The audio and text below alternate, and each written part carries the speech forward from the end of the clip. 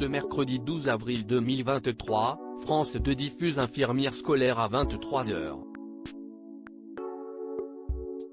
Ce documentaire social inédit suit Melissa Catanoso, qui accueille des collégiens dans son infirmerie et les aide à panser leurs blessures physiques et psychologiques.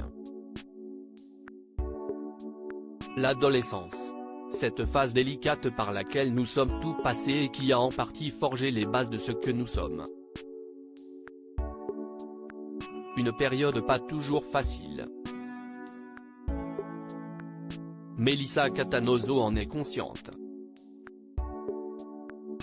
Infirmière scolaire dans un collège de campagne, à Pinay dans l'Aube, elle a accepté que les équipes de France 2 la suivent dans son quotidien.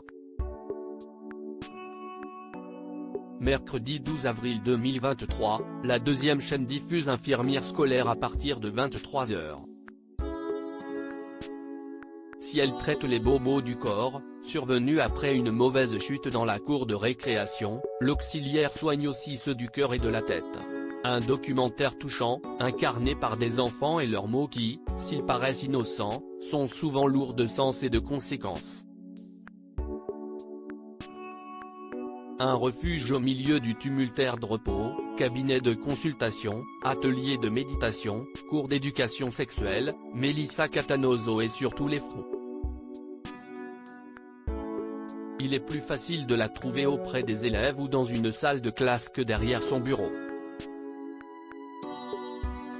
L'infirmière aux longs cheveux ondulés rencontre une vingtaine d'adolescents tous les jours, pour les accompagner au mieux dans leur construction.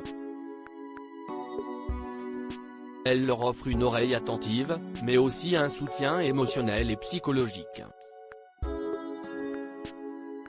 Infrarouge laisse apercevoir certaines de ses entrevues privées.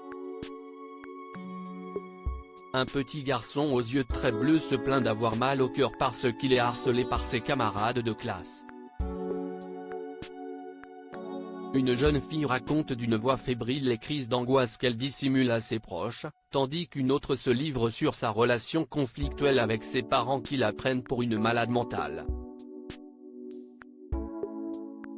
Prévenir plutôt que guérir à coups de mon grand, mon laoulou, ma nénette, Melissa aide les enfants qu'elle rencontre en tête-à-tête à surmonter les épreuves de cet âge ingrat.